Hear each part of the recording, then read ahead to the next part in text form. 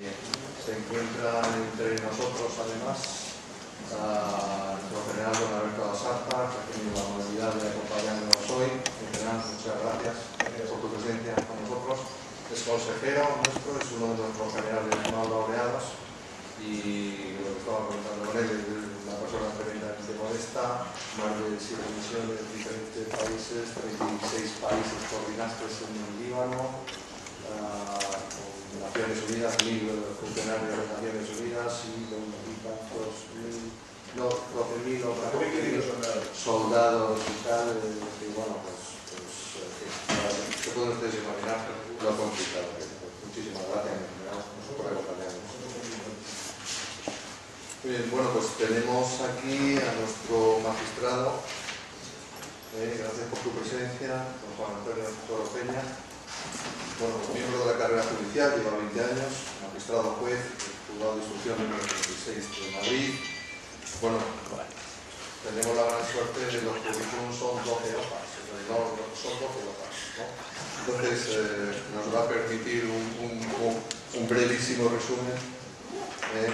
Bueno, pues títulos académicos, bueno, es académico de la Real Academia de Jurisprudencia y Legislación de España, doctor en Derecho Procesal, Protección Procesal de los Menores en el ámbito civil y penal, por la Universidad de la Distancia, pues, curso sobre propiedad industrial impartido por el Consejo General del Poder Judicial, curso de cooperación civil y mercantil sobre el pacto jurídico europeo por el Consejo General del Poder Judicial, curso de registro de economistas forenses, nuevo y concursal, curso de cooperación penal sobre el espacio jurídico europeo, coordinador general del convenio de colaboración de la Universidad Camilo José Cela, coordinador general del convenio de colaboración de la Camilo José Cela y el Colegio de Abogados de Honduras, curso de especialización en Derecho Migratorio y Extranjería impartido por el Consejo General del Poder Judicial, curso de especialización de delitos económicos impartido por el Consejo General del Poder Judicial, coordinador general del convenio de colaboración de la Camilo José Cela, Colegio de Abogados de Honduras,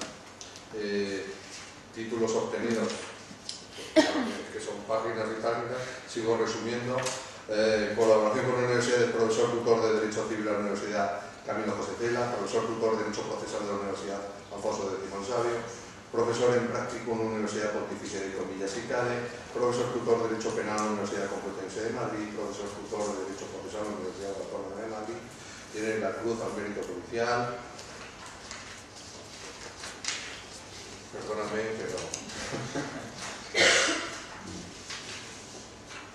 publicaciones, pues de las 24 publicaciones señalamos el libro de menores maltratados del Consejo de Investigaciones Científicas, que está en nuestra casa, Enciclopedia Jurídica de la Ley, que se escribió en 2008, 24 tomos, Extranjería y Cooperación Judicial Internacional, Grupo Walter Clover, 2010, y La persona jurídica en el proceso penal, de Editorial Inclusión. Bueno, pues, profesor, además hoy estás aquí como profesor, aquí como magistrado. Buenas tardes. En primer lugar, agradecer a la Sociedad de Estudios Internacionales que me dé la oportunidad de poderme dirigir a todos ustedes. En definitiva, en mi condición de profesor, más bien diría en mi condición de estudiante. Yo siempre, durante los últimos 39 años de mi vida, he sido un estudiante. En primer lugar, quisiera agradecer, después de dar la salutación a la Sociedad de Estudios Internacionales, la brillante exposición realizada por Monseñor Clemente Martín Muñoz con anterioridad, y además a título personal se le agradezco el hecho de que haya podido actuar en esta ponencia con posterioridad a la misma. En mi ponencia, que la tienen ustedes y que es un sinfín de páginas, son como 100 páginas aproximadamente, yo lo único que he tratado es de exponerles cómo Europa, de la cual formamos parte desde 1985, nos ha venido introduciendo dentro de un camino sin vuelta atrás. Europa, de la que formamos parte en el 85, pero ya los constituyentes en 1978 pensaban que íbamos a delegar las facultades legislativas españolas, cuando en el artículo 93 de nuestra Constitución Europea ya empiezan a vislumbrar la necesidad de que mediante ley orgánica se podrá autorizar la celebración de tratados para que se atribuya a una organización o institución internacional el ejercicio de competencias derivadas de la Constitución, ya los propios constituyentes veían esa necesidad.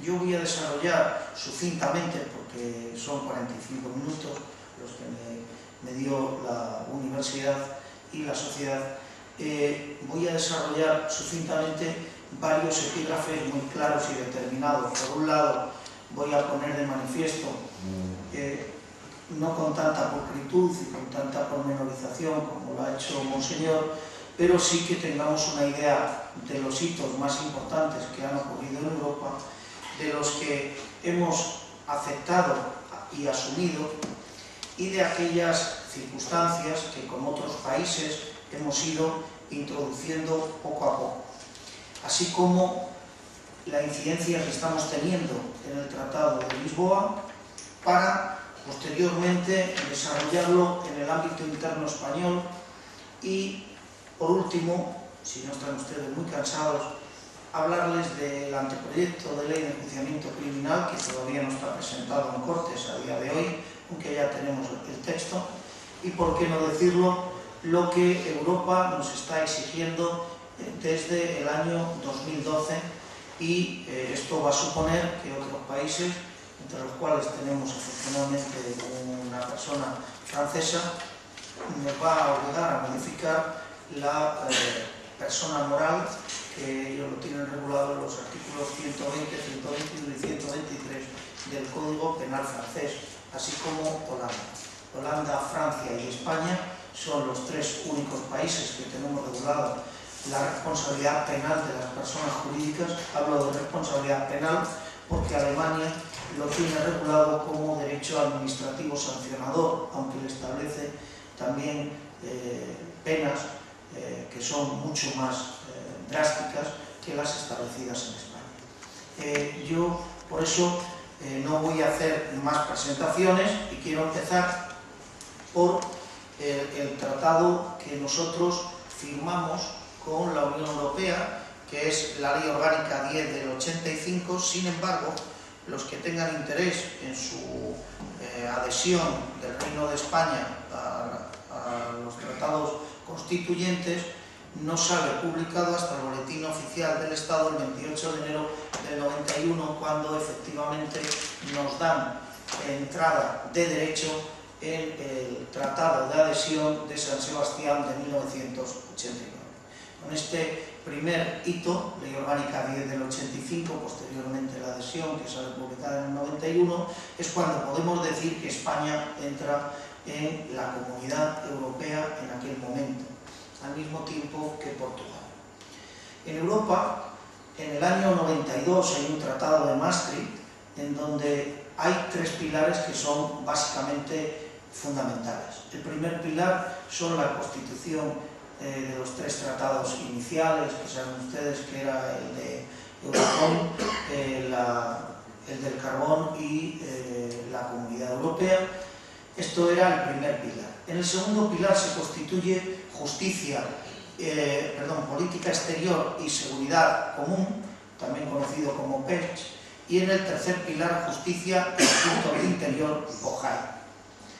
Así venimos funcionando hasta que en el año 98 hay un tratado de Ámsterdam, en donde la justicia y asuntos de interior en el ámbito civil pasa al primer pilar, para saber qué posibilidades tenemos de desarrollo en el ámbito civil y mercantil.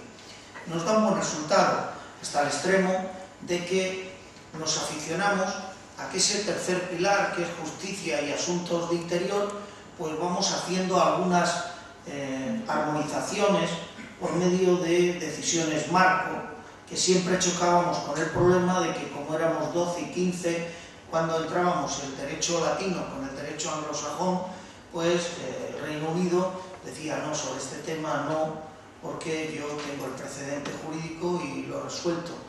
Por el precedente jurídico convalida la resolución de los temas subsiguientes.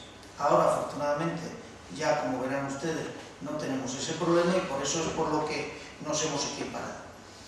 En el Consejo de Europa se trata, desde el año 1999, de unificar todas el ámbito de derecho penal europeo.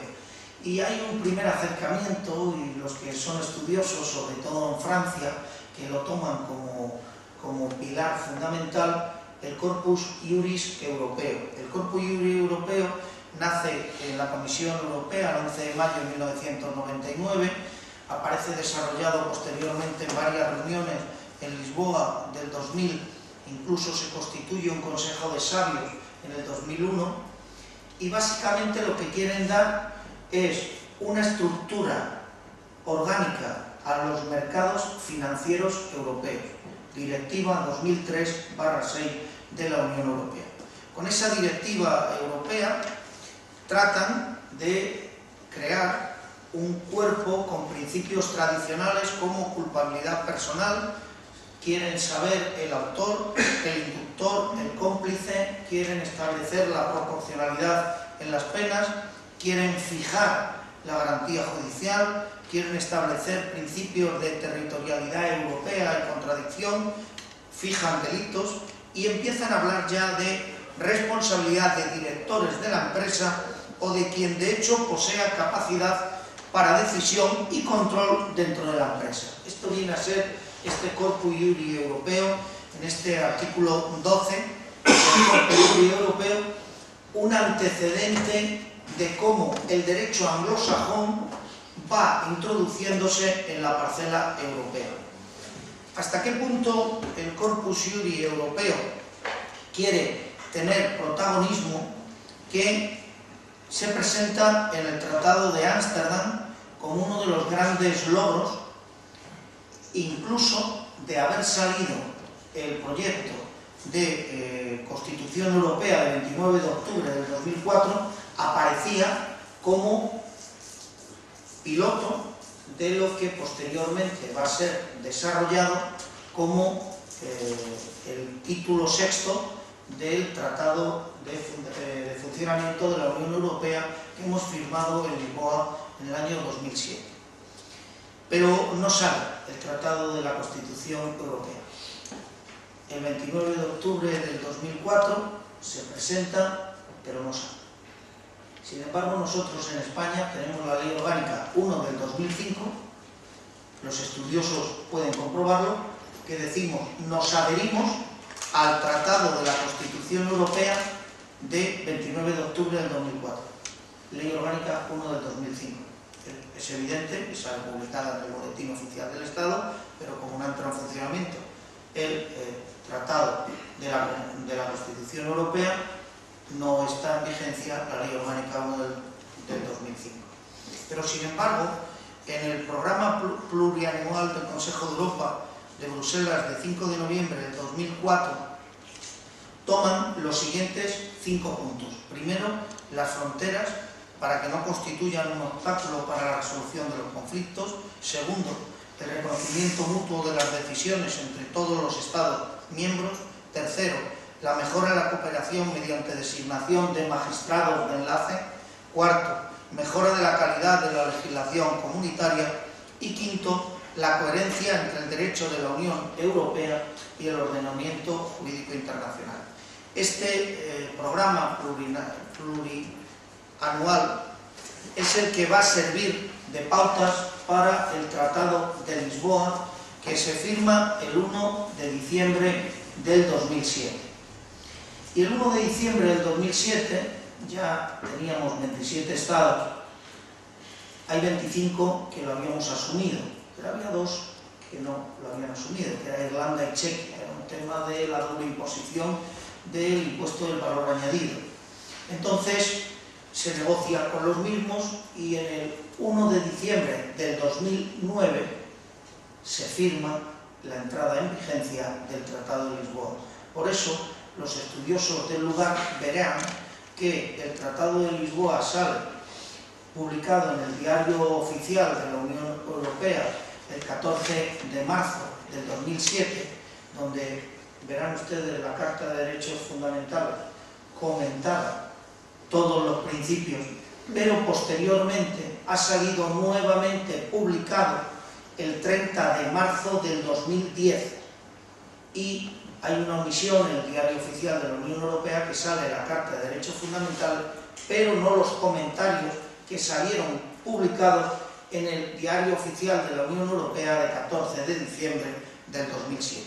Los estudiantes queremos saber los comentarios que tiene este legislador, por eso si ustedes quieren conocer de la Carta de Derechos Fundamentales de Lisboa, no en el contenido literal que aparece el 30 de marzo del 2010, sino en el contenido que le da soporte a ese principio, les recomiendo que visiten el Diario Oficial de la Unión Europea del 14 de diciembre del 2007, donde hay un derecho fundamental que no está recogido en el Tratado de Roma de 4 de noviembre del 50, al que España se adhiere el 4 de abril de 1977, que es la protección de datos personales. Esta protección de datos personales, que en España la tenemos regulada, saben ustedes, desde la Ley Orgánica 5 del 92, pero posteriormente la 15 del 99 la desarrolla, en el Tratado de Lisboa sí aparece regulada. Pero la importancia del Tratado de Lisboa reside básicamente en el artículo 6, que dice que la referencia a la Carta indica las fuentes de esa disposición, y la referencia que se hace en los artículos 67 a 89, porque habla del título quinto referido a la justicia. Fíjense bien, en el Corpus Iuris Europeo hablaban de que el Ministerio Fiscal ahora ya ha desaparecido el Ministerio Fiscal, salvo en un epígrafe del Tratado de Lisboa. Les explicaré por qué ha desaparecido. Porque en este título quinto ya habla de la justicia. Y al hablar de la justicia, como luego veremos, nos habla de tutela judicial efectiva, que no la puede dar un miembro del Ministerio Público. Pero nos dice más. Oiga, las disposiciones comunes van a abarcar controles de fronteras, asilo e inmigración. Va a hablar de la cooperación judicial en materia civil y en materia penal, cooperación judicial, y la cooperación policial. Y el Tratado de Lisboa nos va a hablar de esos actos típicos que todos conocemos y que por reproducirlos no nos importa. Reglamento. Todos los reglamentos de la Unión Europea nos vinculan porque son normas de carácter general y de obligado cumplimiento desde su publicación en el boletín, en el Diario Oficial de la Unión Europea. Todos los reglamentos europeos nos vinculan desde su publicación. Pero también tenemos una serie de normas de carácter general que, si bien no nos vinculan hasta tanto no están traspuestas, sí debemos de conocerlas. Y eso es lo que yo voy a tratar de, resumidamente, exponerles. Esas resoluciones de carácter general que nos vinculan, aunque son de resultado en la transposición, se denominan directivas. Y en el ámbito penal son las decisiones marca, que todavía hay algunas que no tenemos traspuestas. Pero cuando el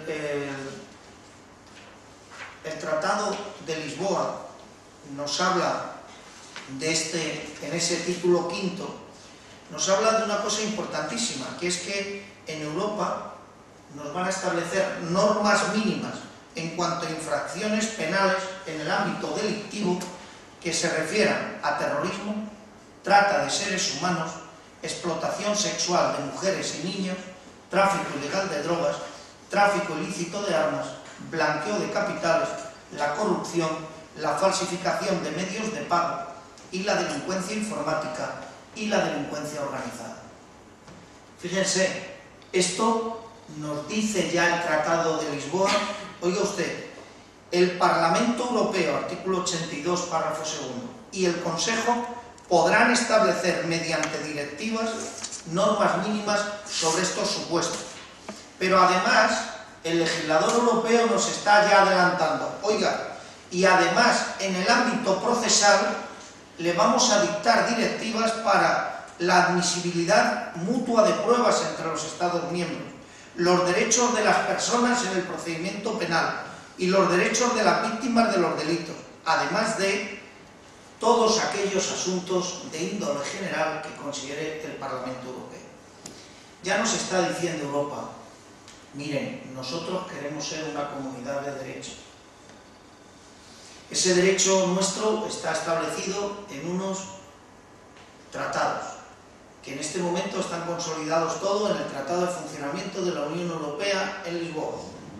En materia penal les vamos a regular sobre estas materias, y en materia de proceso también.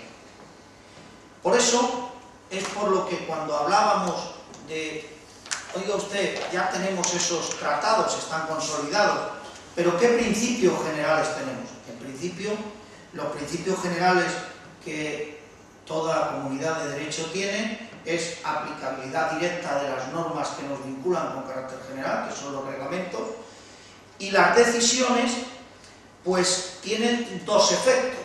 Uno, que lo tenemos que transponer, o sea, que llegado un momento nos van a obligar a transponerlas, y el segundo es que tenemos que interpretar lo que tenemos en el ámbito nacional tomando como referencia ese efecto, por ahora no directo, porque no la tenemos transpuesta, pero eso ya está ahí. Y esto es lo que veremos cuando lleguemos al último apartado que se le ha pedido a nuestro legislador.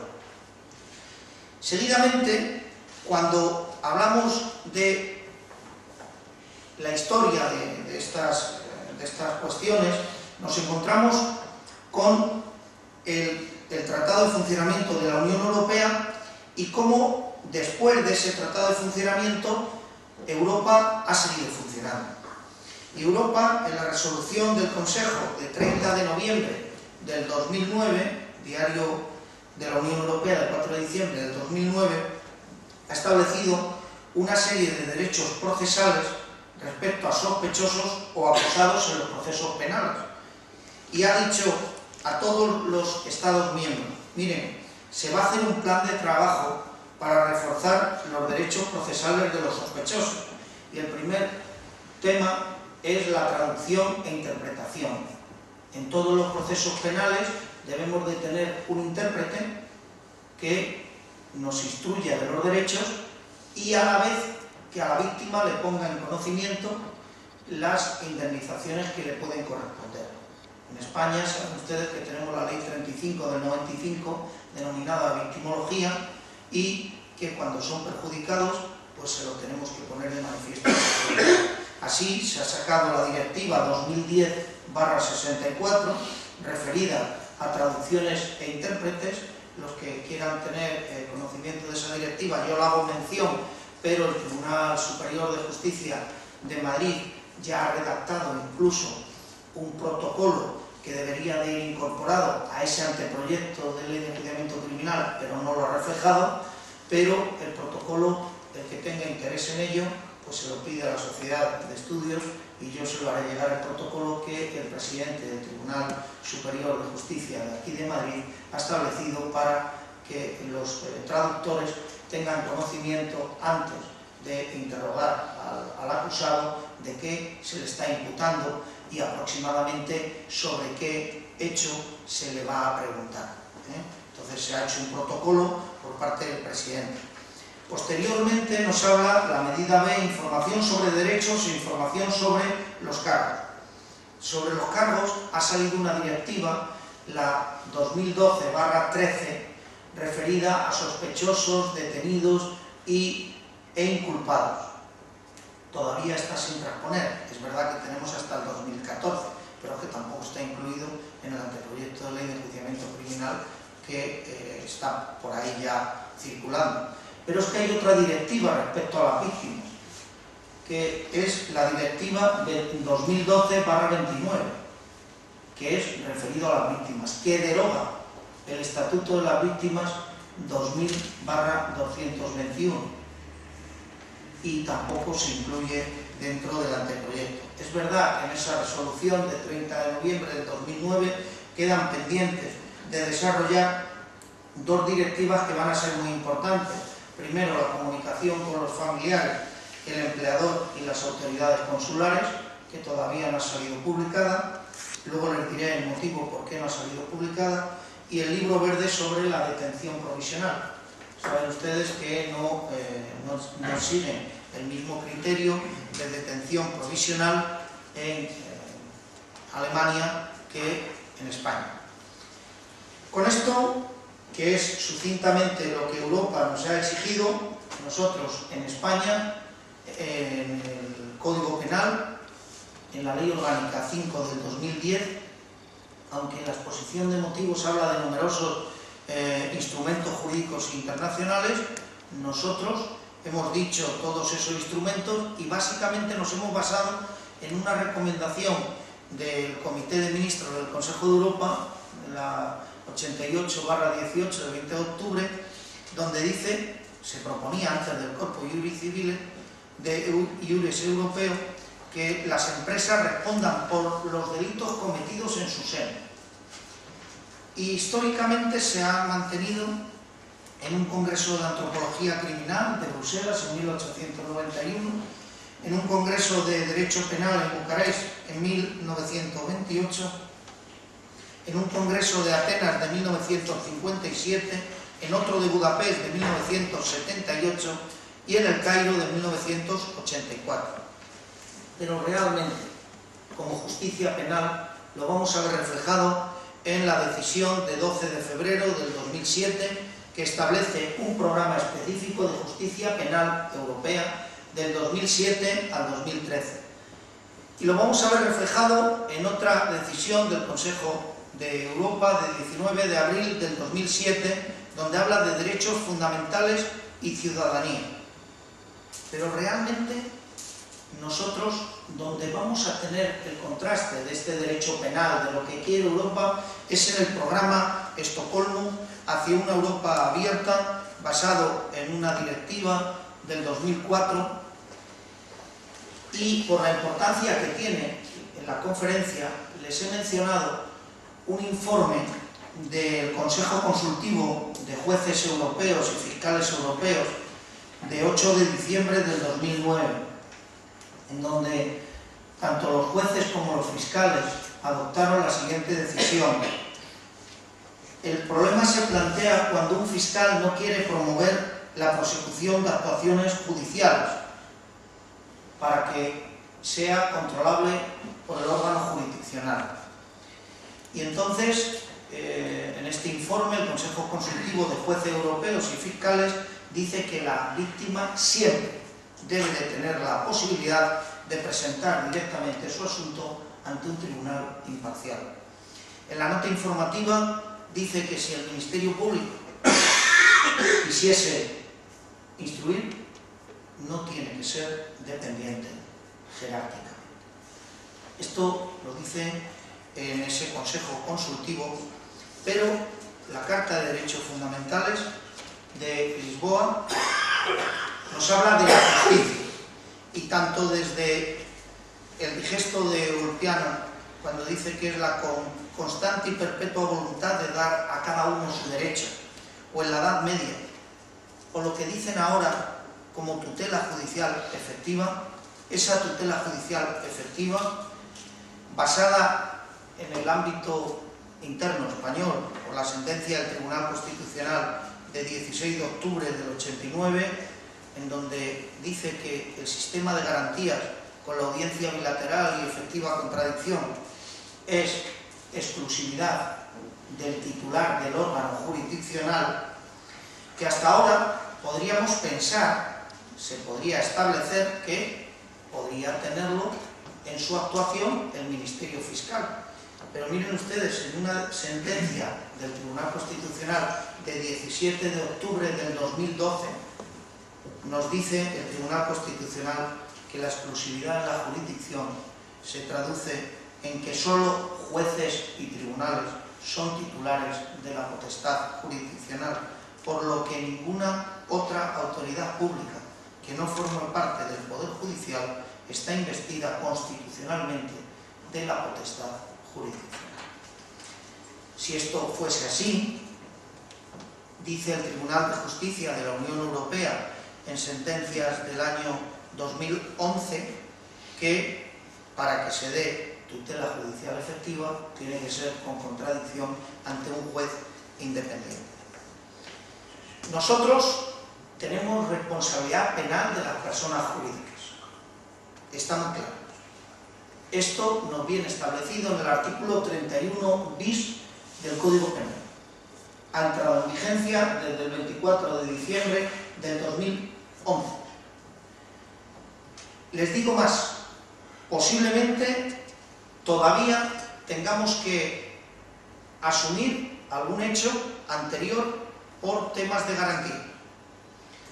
Y por eso, en mi ponencia, les he desarrollado el precedente jurídico en España y les he desarrollado la Ley Orgánica 10 del 95 con la reforma de 15 del 2003, en la que la propia doctrina, en palabras de don José Luis, el excelentísimo señor don José Luis Manzanares Samaniego, vocal permanente del Consejo de Estado español, dice que la propia doctrina enturbia la dicción del precepto y considera que cuando los delitos eran cometidos por personas jurídicas, solo en ella concurrían las condiciones típicas de autoría, pero la acción era ejecutada materialmente por una persona física incardinada en su seno. Esta reforma es una dicción equivocada de aquellos preceptos, hacen que profesores como el profesor Nieto diga que la reforma del Código Penal establece obligatoriamente la necesidad de que las personas jurídicas respondan por hechos objetivos, lo que conlleva evidentemente a que no estemos dentro del derecho penal, podamos estar dentro de otra conducta de derecho administrativo sancionador, pero la culpabilidad tiene que tener voluntariedad. Y por tanto, les menciono cómo la propia Fiscalía, en su circular 2 del 2004, dice, mire, el artículo 31.2, antiguo, está basado en datos objetivos, pero antes de acusar, utilicen parámetros subjetivos, no objetivos. Entonces, esto es lo que conlleva a que en este momento nos encontremos con normas que están traspuestas al ordenamiento jurídico español y hay que reconocer su valentía por parte del legislador.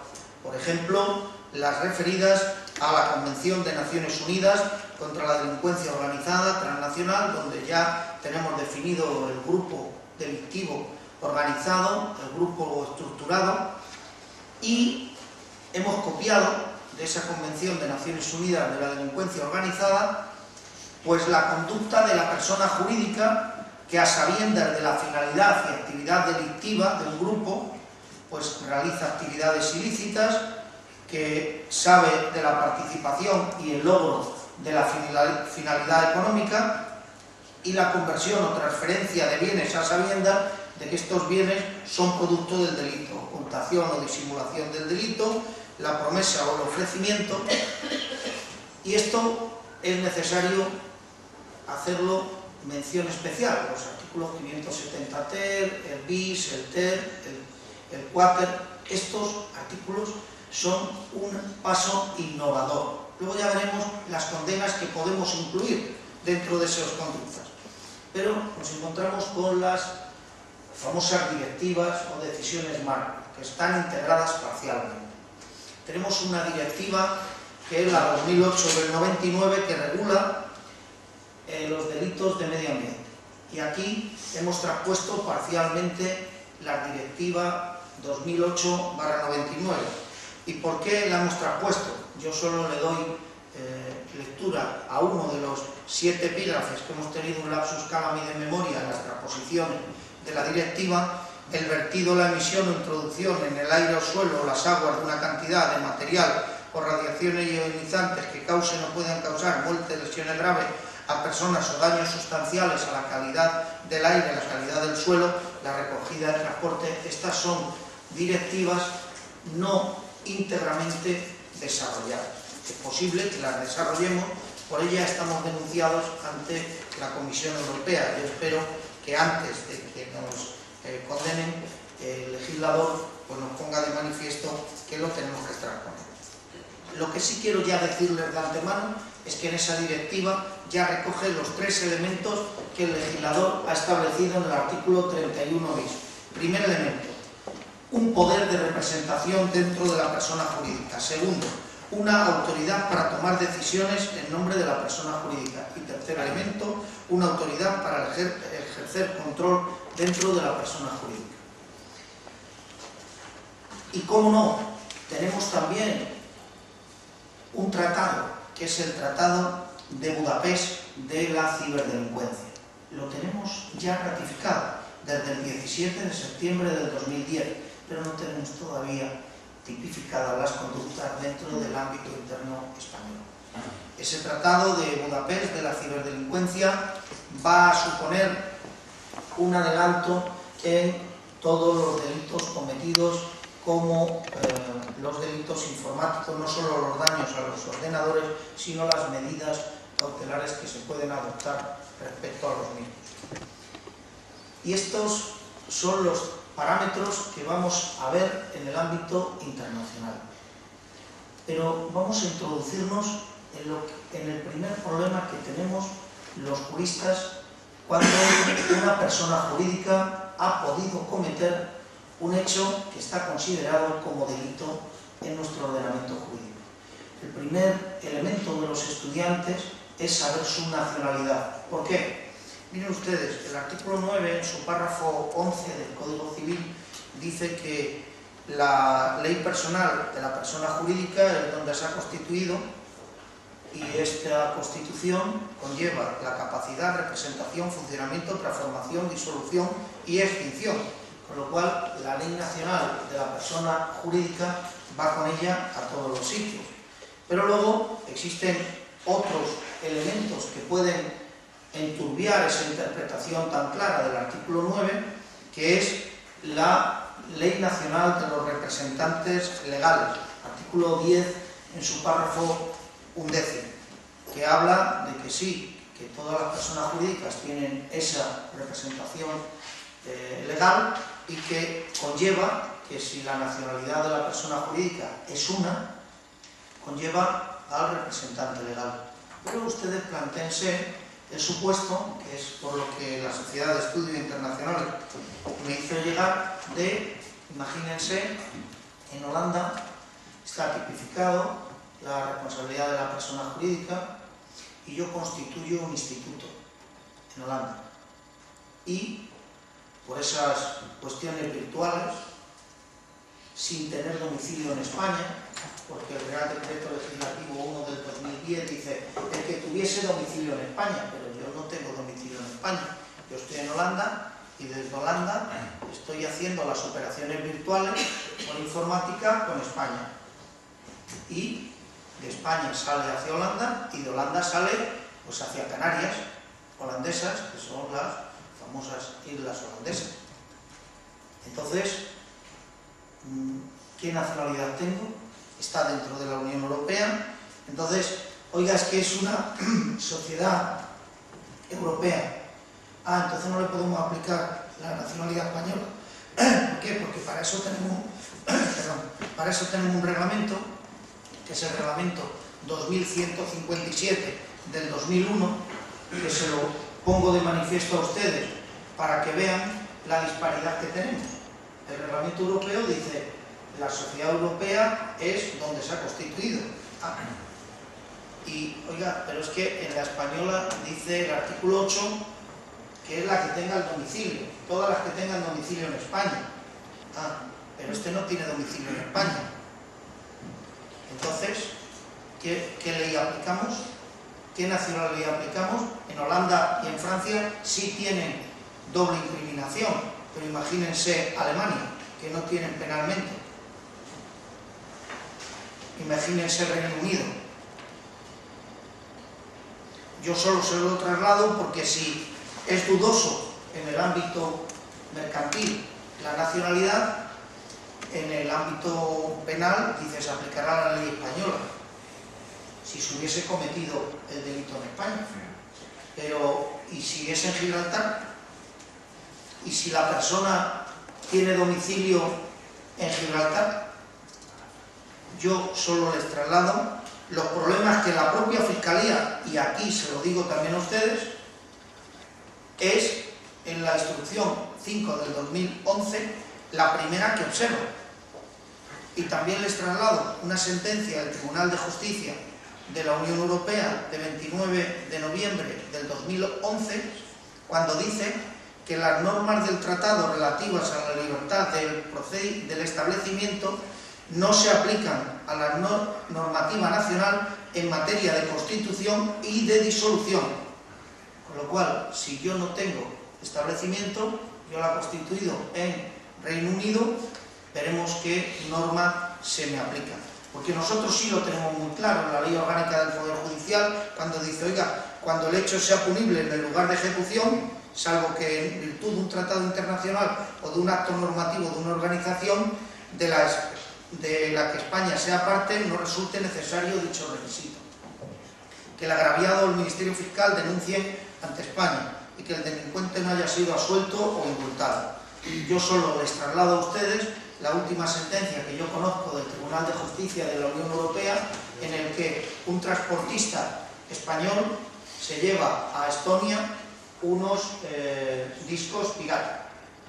Y en Estonia no es delito la propiedad industrial. Y entonces dice el Tribunal de Justicia, oiga, cuando un Estado miembro no lo tiene como delito, pues se puede aplicar, si está el transportista, la ley del primer país, pero no en el segundo país. Sentencia de 19 de abril del 2012. Con esto es la primera incidencia que observamos, la nacionalidad.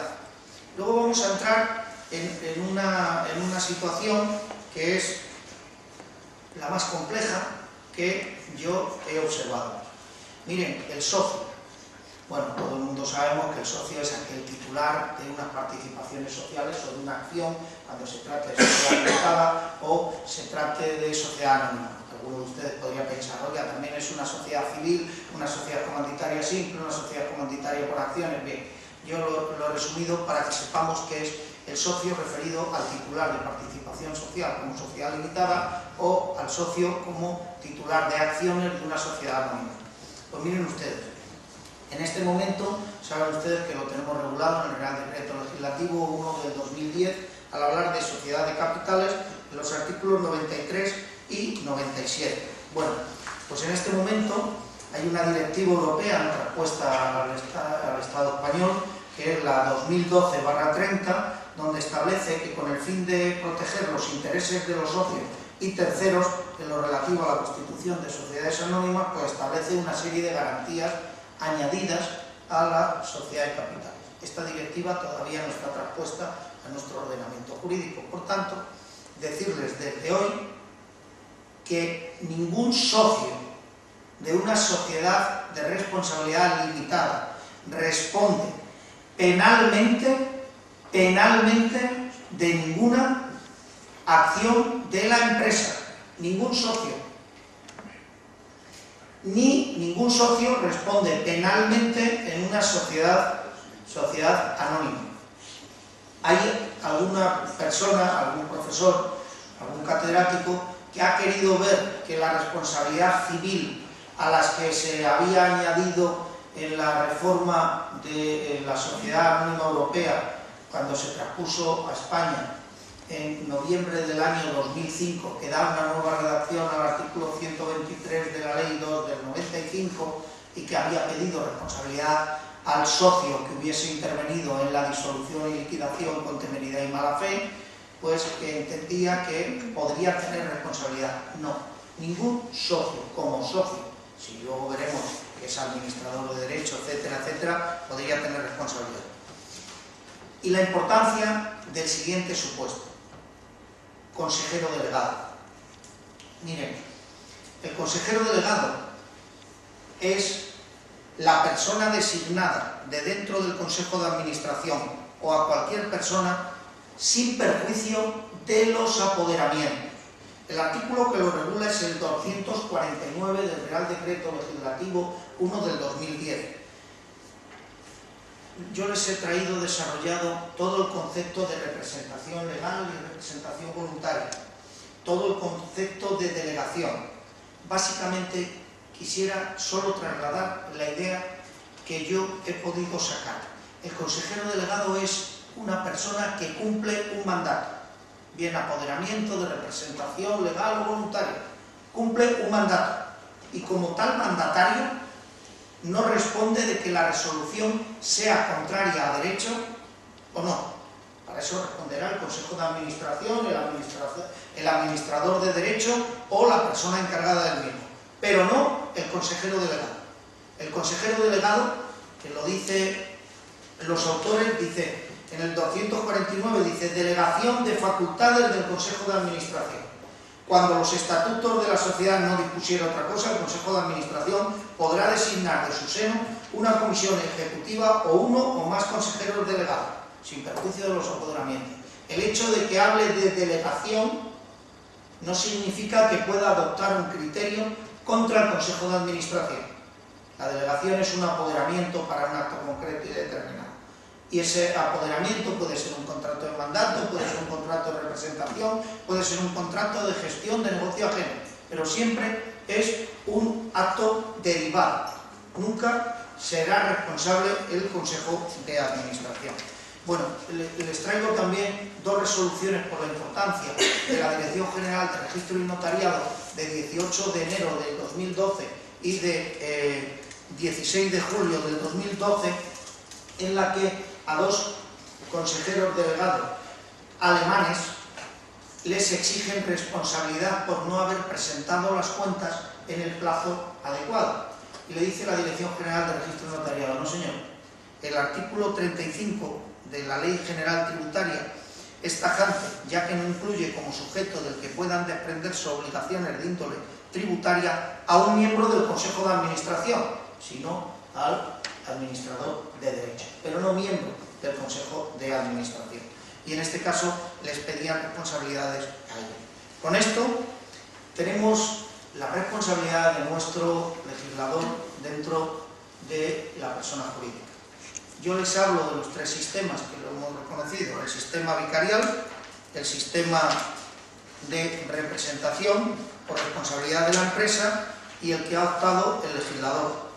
El legislador nuestro habla de una serie de criterios que no exige una declaración anterior y previa de responsabilidad de las personas jurídicas, que es una conducta negligente con relación a la posición de garante, que la responsabilidad será exigible aun cuando con la concreta persona física responsable del hecho delictivo incluya por cuenta y en provecho, pero es necesaria una supervisión. Yo ya les digo de antemano que es necesario un título de imputabilidad, como exige todo el mundo. Oiga, pero ¿qué es lo que yo tengo que hacer para cometer un delito? Porque usted parece que me está diciendo que yo tengo que poner un sistema de control. Pero ¿qué sistema de control existe? ¿Qué consejo interno yo tengo que establecer para que cuando adopte un consejo de administración la resolución sea en uno o en otro sentido? ¿Va a ser vinculante ese comité interno? ¿Dónde lo busco? Bueno, es que usted puede traerlo del derecho anglosajón ya, pero aquí estamos en Europa, donde hay una norma jurídica para establecerlo. Yo les he referido el título de imputabilidad referido a las personas intervinientes, en donde he hablado del representante legal, que es persona distinta al administrador de derecho y que también está regulado en el Real Decreto Legislativo 1 del 2010. Hay un representante legal que puede ser voluntario o puede ser establecido. Pero ya les digo de antemano, por favor, que cuando tengamos que defender a una persona jurídica, primero en el registro mercantil que nos diga qué representante es el legal, si esa persona coincide con el administrador de derecho, que puede ser el mismo o no, y si esas dos personas son las mismas que el administrador de hecho, dentro del cual yo les menciono, pues como me pidió el profesor Aldama y Marco Olcese, en el administrador de hecho hay un administrador que no existe, que se denomina administrador oculto, que son aquellas instrucciones que se le dan al administrador de la sociedad y que no aparecen por ningún sitio. Este señor, que en principio en el Código Procesal no aparece reflejado, ya lo veremos dentro de un momentito, sí les digo desde este momento lo que nos dice el 156 del Real Decreto Legislativo 1 del 2010, al hablar de las personas intermedias. Dice: se reputará nulo cualquier acto o acuerdo entre la sociedad y otra persona en virtud del cual ésta se obliga o legitime para celebrar en nombre propio, pero por cuenta de aquella, alguna de las operaciones que se refiere este título. Se prohíbe realizar cualquier acto a la sociedad. Con lo cual, la persona intermedia, el legislador, nos ha dicho que todos los actos que realice son nulos. Artículo 156 del Real Decreto Legislativo 1 del 2010. Aquí les traigo también todas las sentencias, como considero que el director general y el director financiero, aunque materialmente sabemos que es el que adopta todas las decisiones, no responden penalmente. Las personas excluidas, donde verán ustedes que hablo del partido político y los sindicatos que por la reforma de 2012 ya sí son responsables, y hablo de las cláusulas específicas de todos los delitos y cómo observo que hay algunos delitos que deberían estar incluidos y no están.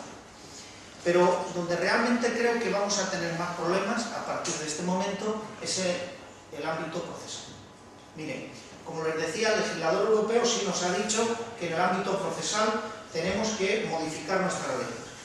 Y desde diciembre del 2010 hasta 4 de octubre del 2011, que sale publicada la Ley 37 del 2011, que habla de los derechos de la persona jurídica en el proceso, no teníamos nada regulado. Cuando hice el informe al Consejo de Estado, le dije: miren, es verdad que en esta Ley 37 del 2011, cuando era anteproyecto, no viene nada de la persona intermedia, tampoco viene nada de la fase preprocesal ante el Ministerio Público, y por último no viene nada de la ejecución de sentencia. No viene. Pero vamos a ver si con esto podemos ir modificando y dando respuesta a lo que nos pide el ciudadano. Y con la Ley 37 del 2011 hemos tenido el mayor problema, porque están apareciendo personas intermedias, gente que es indigente, comparece en el juzgado en representación de una sociedad anónima y dice: me ha nombrado la sociedad anónima para que venga a sentarme en el banquillo de esta acusación. Y claro, es que la ley lo establece. La persona jurídica puede nombrar a un indigente para que vaya al juzgado y se impone una multa al indigente en nombre de representación de la persona jurídica, que si no paga no va a la cárcel el indigente, porque no está previsto que en el caso de impago la persona que represente a la persona jurídica vaya a la cárcel. Con lo cual, si la persona jurídica no tuviese dinero, pues no podríamos ejecutarlo. O sea, sería una ejecución inejecutada. Esto es el problema que hemos tenido básicamente, sin perjuicio de que evidentemente no tenemos registro central de rebeldes para las personas jurídicas que no aparecen porque están disueltas de hecho pero no de derecho. En el caso de que hubiese alguna sentencia de disolución no tenemos la forma de ejecutarla, pero, y ya no quiero aburrirles más, solo en 5 minutos quisiera resumir lo que creo que nos viene seguidamente. Miren, en el anteproyecto, el artículo 51 de la comparecencia en el proceso de las personas jurídicas encausadas, ya se han dado cuenta de que no tiene que venir el indigente. Ya dice, bueno, en el caso de que la persona jurídica no comparezca su representación, se puede obligar a que venga alguien que sea administrador de derecho o administrador de hecho. Pero claro, el administrador de derecho lo podemos constituir de un día para otro. Entonces yo digo, mire, ¿no sería más adecuado que, como dice la sociedad de capital, viene el representante legal, viene el administrador de derecho o el administrador de hecho, uno de esos tres tiene que ir a prestar declaración por la persona jurídica, no darle la posibilidad de que nombre a otra persona y luego habla de una persona que ostente el máximo poder real de decisión en un órgano de gobierno o administración. Entonces, claro, yo que soy un mero estudiante, digo que en un órgano de gobierno es el presidente de la Junta General de Accionistas. ¿Qué piensa el legislador? ¿Que va a ir el presidente de un banco a prestar declaración por un hecho que presuntamente puede ser responsable civil subsidiario? Yo todavía, como es anteproyecto, todavía no he tenido que informarlo, pero yo de antemano diré, mire, sería aconsejable que es mejor un indigente que no un presidente del órgano, dice, el máximo poder real de decisión en órgano de gobierno. Mira, que es una junta de accionistas. Dice, o de administración, o como administrador de hecho de la entidad. Esto es el artículo 51 del anteproyecto. También les traigo mencionado el artículo 200, medidas aplicables a las personas jurídicas, que copian el 129 del Código Penal, pero luego no lo desarrollan. O sea, que ahora ya sabemos que podemos nombrar un administrador judicial y un interventor judicial, pero no sabemos de dónde lo sacamos, porque no tenemos todavía designación. Yo pensaba que la ley de enjuiciamiento criminal ocurría como anteriormente. Saben ustedes que primero se desarrollaba una ley y luego posteriormente se dictaban una serie de órdenes de desarrollo práctico. Y en ejecución, el artículo 704, al hablar de la ejecución de medidas a las personas jurídicas, pues no desarrolla ninguna de las referidas a disolución, clausura, inhabilitación, intervención y administración judicial. Y, por último, les quiero decir la decisión y el dictamen del Comité Económico y Social Europeo, por el cual yo estoy cada vez más contento, porque más de un país se va a adherir a esta situación. Europa se ha dado cuenta que solo se llama el dictamen hacia una política de derecho penal de la Unión Europea, garantizar la aplicación efectiva de las políticas de la Unión Europea mediante el derecho penal. Y así dice este dictamen, es de 20 de septiembre del 2011, es de Edouard de Lamassoure, en donde dice, oiga, de los 27 países solo hay 3 que tienen responsabilidad penal de las personas jurídicas.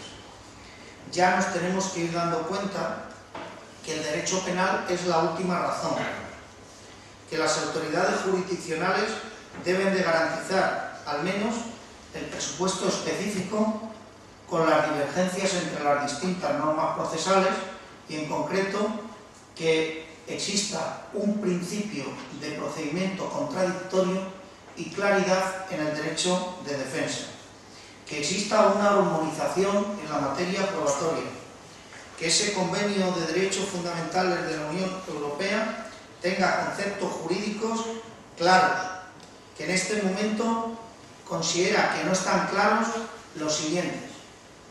Si la responsabilidad de las personas jurídicas debe de ser una sanción penal o una sanción administrativa.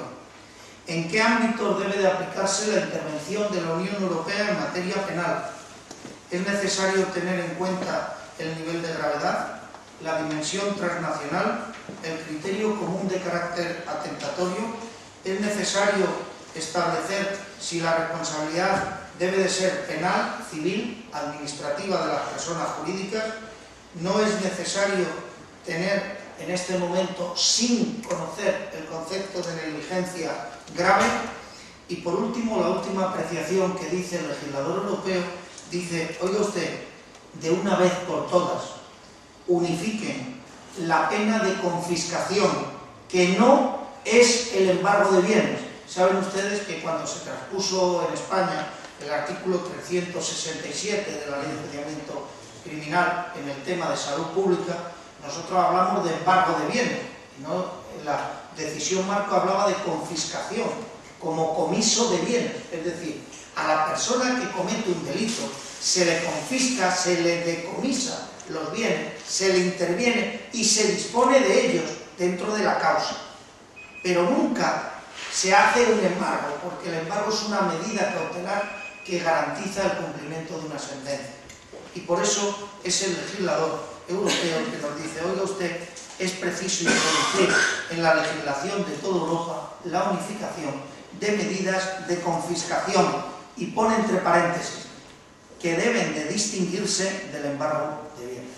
Con esto les agradezco a todos la atención y estoy a su recepción.